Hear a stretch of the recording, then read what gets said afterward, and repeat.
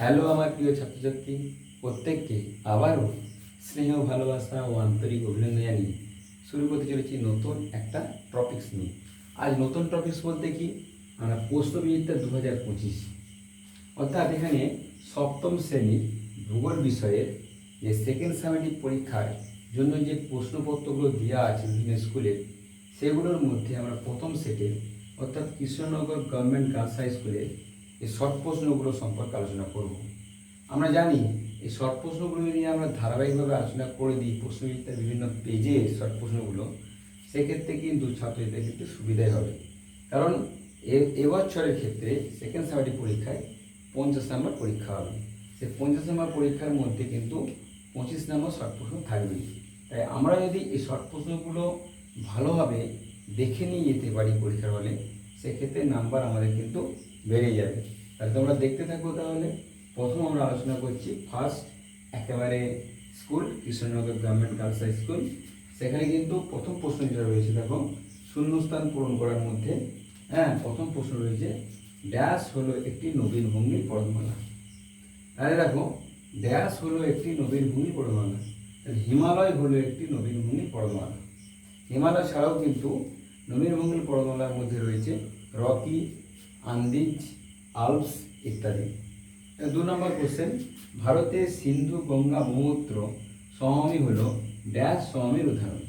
ভারতের সিন্ধু গঙ্গা ব্রহ্মপুত্র সমভূমি হলো পৃথিবীর বৃহত্তম সমভূমির উদাহরণ। তাই এটা উত্তর হবে পৃথিবীর বৃহত্তম সমভূমির উদাহরণ। 3 নম্বর দেখো, পৃথিবীর বৃহত্তম মালভূমির নাম ড্যাশ। পৃথিবীর বৃহত্তম মালভূমির নাম হচ্ছে তিব্বত মালভূমি। বুঝে গেল? দেখো এছাড়া আমরা জানি যে পৃথিবীর উচ্চতম মালভূমি, যাকে পৃথিবীর ছাদ বলবো, সেটা হচ্ছে কি পামির মালভূমি। যদি থাকে পৃথিবীর ছাদ যাকে বলে পামির মালভূমিকে বলবো। এখানে দেওয়া আছে পৃথিবীর বৃহত্তম মালভূমি, যার নাম হচ্ছে তিব্বত মালভূমি। 4 নম্বর দেখো, ড্যাশ থাকার জন্য সাইবেরিয়ার তীব্র ঠান্ডা বাতাসকে বাধা দিয়ে ভারতের শীতের তীব্রতা কমিয়ে দেয়। কী থাকার জন্য? না, হিমালয় পর্বতমালা থাকার জন্য। তাহলে হিমালয় পর্বতমালা কি ভারতের উত্তর দিকে রয়েছে, ফলে একেবারে উত্তরে তিব্বত থেকে ঠান্ডা বাতাস কিন্তু আসতে বাধা দিচ্ছে, ফলে ভারতের শীতের তীব্রতা অনেকটা কমিয়ে দিচ্ছে। 5 নম্বর প্রশ্ন দেখো, বেশিরভাগ মালভূমি অঞ্চল প্রচুর ড্যাশ সমৃদ্ধ হয়। বেশিরভাগ মালভূমি অঞ্চল কিন্তু প্রচুর খনিজ সম্পদে সমৃদ্ধ হয়, খনিজ সম্পদ থাকে মালভূমি অঞ্চলে। সেই জন্য আমরা দেখেছি যে ছোটনাগপুর মালভূমিকে খনিজ ভাণ্ডার বলা হয়। দেখো 6 নম্বর প্রশ্ন, কোশি নদী ড্যাশ নদীর উপনদী। কোশি নদী হচ্ছে কি না গঙ্গা নদীর উপনদী। এই কোশিকে আবার কি বলা হয় না বিহারের দুঃখ বলা হয়। কেন বলা হয় না, বিহারের এই যে কোশি নদী বয়ে গেছে, মজে গেছে, অল্প বৃষ্টিপাত হলে বর্ষাকালে কিন্তু সেক্ষেত্রে দুঃখ ছাপিয়ে যায়, বন্যা সৃষ্টি হয় এবং অনেক ক্ষয়ক্ষতি করে। সেই জন্য কোশিকে বিহারের দুঃখ বলা হয়। দেখো 7 নম্বর প্রশ্ন, শুষ্ক অঞ্চলে সুগভীর নদীখাতকে ড্যাশ বলে। শুষ্ক অঞ্চলে সুগভীর নদীখাতকে ক্যানিয়ন বলে। বুঝে গেল? ক্যানিয়ন বলা হয়। 8 নম্বর দেখো, যে নদী একাধিক দেশের মধ্য দিয়ে প্রবাহিত হয় তাকে ড্যাশ নদী বলা হয়। যে নদী একাধিক দেশের মধ্যে প্রবাহিত হলে তখন তাকে বলবো আন্তর্জাতিক নদী বলে। দেখো 9 নম্বর প্রশ্ন, পৃথিবীর বৃহত্তম নদী ড্যাশ, ড্যাশের কোনো বদ্বীপ নেই। তাহলে কোন বৃহত্তম নদীতে কোনো বদ্বীপ নেই? তাই পৃথিবীর বৃহত্তম নদী আমাজনে কিন্তু কোনো বদ্বীপ নেই। আমাজন হচ্ছে পৃথিবীর সবথেকে বড় নদী। আর দীর্ঘতম নদী বললে কিন্তু আমরা নীল নদকে বলবো। দেখো 10 নম্বর প্রশ্ন, সারা বছর যে নদীতে জল থাকে না তাকে ড্যাশ নদী বলে। সারা বছর সাধারণত কি অনিত্যবন নদীতে জল থাকে না। অর্থাৎ অনিত্যবন নদী বলা হচ্ছে সারা বছর যে নদীতে জল থাকে না। এরপর আমরা দেখো 2 নম্বর যে কোশ্চেনগুলো থাকবে, অর্থাৎ 1-এর দাগের পর 2-এর দাগের, সেগুলো সম্পর্কে আলোচনা করবো। তোমরা দেখতে থাকো।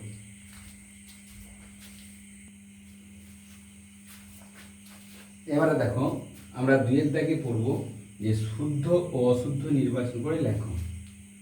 তাহলে আমরা দেখো প্রশ্ন উত্তরগুলো তুলে দিয়েছি বোর্ডেতে, একবার পড়ে দিচ্ছি, দেখে নাও। 1 নম্বরে রয়েছে ব্ল্যাক ফরেস্ট একটি আগ্নেয় পর্বত। ব্ল্যাক ফরেস্ট সাধারণত কি স্তূপ পর্বতের উদাহরণ। তাহলে এখানে আগ্নেয় পর্বত দিয়েছে, আমরা লিখবো এটা হলে অশুদ্ধ। দেখো 2 নম্বর দিয়েছে মালভূমির উপরিভাগ ঢেউ খেলানো সমতল হয়। মালভূমির উপরিভাগটা কিন্তু ঢেউ খেলানো সমতল প্রকৃতির হয়, তাহলে এটা শুদ্ধ হবে, শুদ্ধ লিখে দিয়েছি। 3 নম্বর দেখো, ভূমির ঢাল বৃদ্ধি পেলে নদীর শক্তি কমে যায়। ভূমির ঢাল যত বৃদ্ধি হবে নদীর শক্তি বাড়বে, কিন্তু এখানে কমে যায় বলেছে, সে কারণে এটা অশুদ্ধ বলবো। 4 নম্বর দেখো, ব্যাসাল্ট একটি পাললিক শিলার উদাহরণ।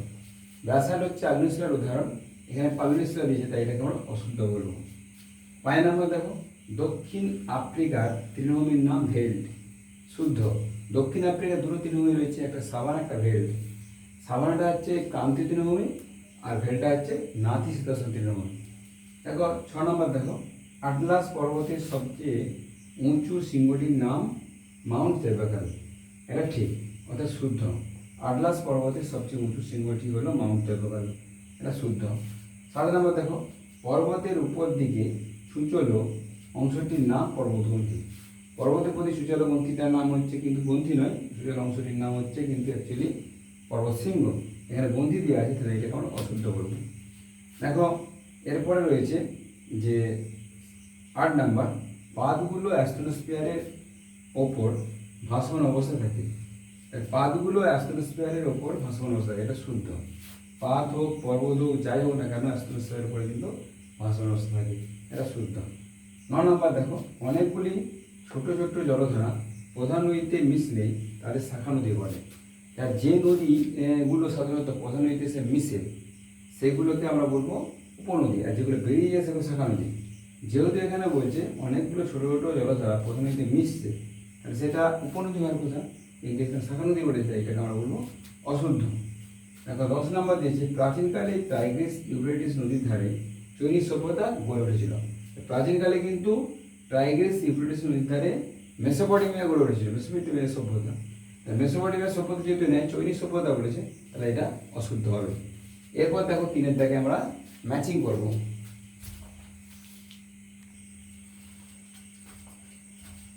এরপরে দেখো স্তম্ভ মেলাও, অর্থাৎ বাম স্তম্ভ আর ডান স্তম্ভ। বাম স্তম্ভে রয়েছে 5টা পয়েন্ট, ডান স্তম্ভে 5টা পয়েন্ট আছে, আমরা মিলিয়ে দেখাবো তোমাদের। দেখো প্রথমে 1 নম্বরে রয়েছে কঙ্গো নদীর উপত্যকা। কঙ্গো নদীর উপত্যকা সাথে কী হবে না, দেখো ঘন জঙ্গল চিরসবুজ, তাহলে এটা আমরা এইভাবে টেনে দেবো, ঘন জঙ্গল চিরসবুজ। বা আমরা লিখতে পারি আমরা কি, এর পাশে 1 নম্বর দিয়ে রেখে দিয়ে দিলাম। গস্ত উপত্যকা, গস্ত উপত্যকা কী হবে না, দুটি ফাটলের মধ্যবর্তী নিচু অংশ, ঠিক আছে, দুটি ফাটলের মধ্যবর্তী নিচু অংশ হচ্ছে গস্ত উপত্যকা, এটা 2 নম্বর দিয়ে দিলাম। 3 নম্বর নীলনদ। নীলনদ হচ্ছে কি না, মনে রাখতে হবে মোহনায় সুবিশাল বদ্বীপ। নীলনদ হচ্ছে মোহনায় সুবিশাল বদ্বীপ, এটা 3 নম্বর দিয়ে দেবো আমরা। 4 নম্বর সাহারা। সাহারা মানে প্রায় বসতিহীন অঞ্চল, দেখো প্রায় বসতিহীন অঞ্চল সাহারা। আর 5 নম্বর হচ্ছে কিলিমাঞ্জারো। কিলিমাঞ্জারো হচ্ছে কি বরফে ঢাকা সিংহ, ঠিক আছে, বরফে ঢাকা সিংহ হচ্ছে কিলিমাঞ্জারো, এটা হবে 5, ঠিক আছে। তাহলে 3 নম্বরে আমরা ম্যাচিং দেখলাম, অর্থাৎ বাম স্তম্ভের সাথে ডান স্তম্ভের মিল। 4 নম্বর আমরা কোশ্চেনগুলো দেখছি। দেখো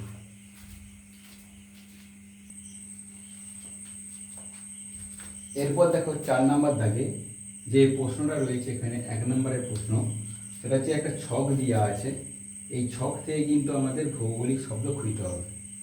পাশে কিছু প্রশ্ন দেওয়া আছে, প্রশ্নগুলো পড়ে পড়ে আমরা যে উত্তরগুলো পাবো সেই উত্তরগুলো ধরে ধরে কিন্তু আমাদের শব্দটা খুঁজতে হবে।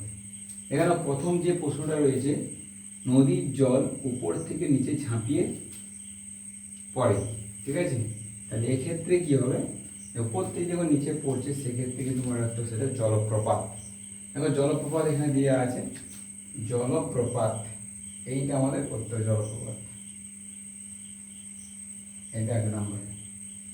দেখো তারপরে রয়েছে 2 নম্বরে, নদীর দুধার বন্যার সময় পলি জমে সৃষ্টি হয় কি, প্লাবনভূমি। প্লাবনভূমি দেখো, প্লাবনভূমি এইটা, এখান থেকে এটা সৃষ্টি হয়েছে প্লাবনভূমি,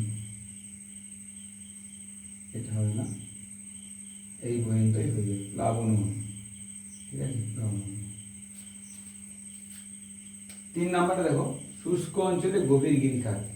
শুষ্ক অঞ্চলে গভীর গিরিখাতকে আমরা সঙ্গে ওয়াদি বলি, কিন্তু এখানে ওয়াদি দিয়ে নেই, এখানে ক্যানিয়ন দিয়ে দিয়েছে, ঠিক আছে, ক্যানিয়ন কিন্তু হবে না।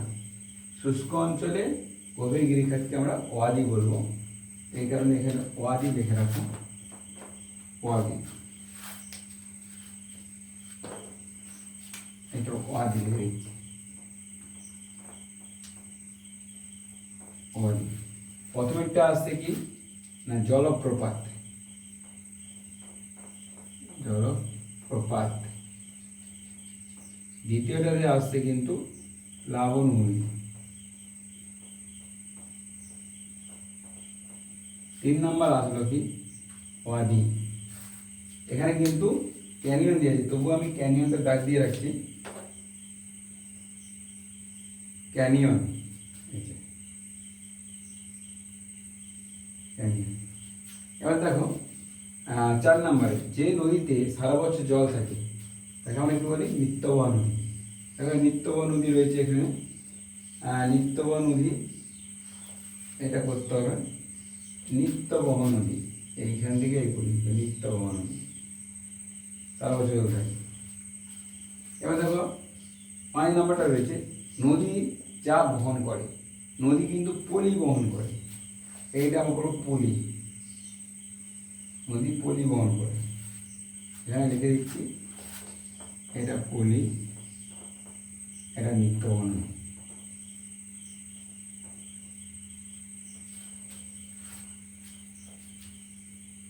ছয় নম্বর দেখো একটি ভঙ্গিল পর্বতের নাম কি অনেক হয়, এখানে কিন্তু আমরা একটি ভঙ্গিল পর্বত পাবো কি আল্পস। ঠিক আছে, আল্পস হচ্ছে একটা ভঙ্গিল পর্বত, এটা আল্পস, এটা দেখো আল্পস।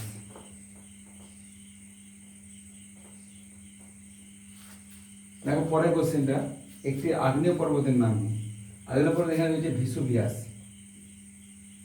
একটা আগ্নেয় পর্বতের নাম হচ্ছে ভিসুভিয়াস। ঠিক আছে, এটা ভিসুভিয়াস করে দিই আমরা।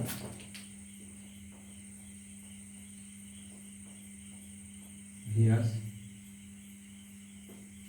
দেখো বহু দূরে উড়ে গিয়ে সঞ্চিত হয় কি না আমরা লোয়েস, লোয়েস এইটা আমাদের করতে হবে, লোয়েস, বহু দূরে উড়ে গিয়ে সঞ্চিত হয় লোয়েস।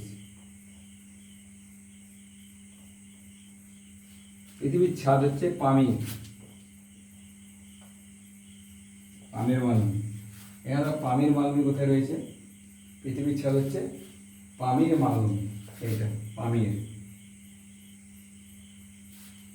লাস্ট কোশ্চেন রয়েছে দক্ষিণ আমেরিকা ভঙ্গিল পর্বত আন্দিজ। ঠিক আছে, দক্ষিণ আমেরিকার ভঙ্গিল পর্বত আন্দিজ, দেখো এখানে রয়েছে আন্দিজ, আমরা পেয়ে গেল। ঠিক আছে, তাহলে আজ এই পর্যন্তই থাকলো। যারা সপ্তম শ্রেণীর ছাত্রছাত্রী তারা অবশ্যই ভিডিওটা দেখে নিও। আমরা পরপর এই প্রশ্নবিদ্যা 2025 সেকেন্ড সামেটিভের বিভিন্ন সেটগুলোকে আমরা সব প্রশ্নগুলো তুলে ধরবো। হ্যাঁ, তোমরা দেখতে থাকো, ভালো লাগলে ভিডিওটি শেয়ার করে দিও। আজ এই পর্যন্তই।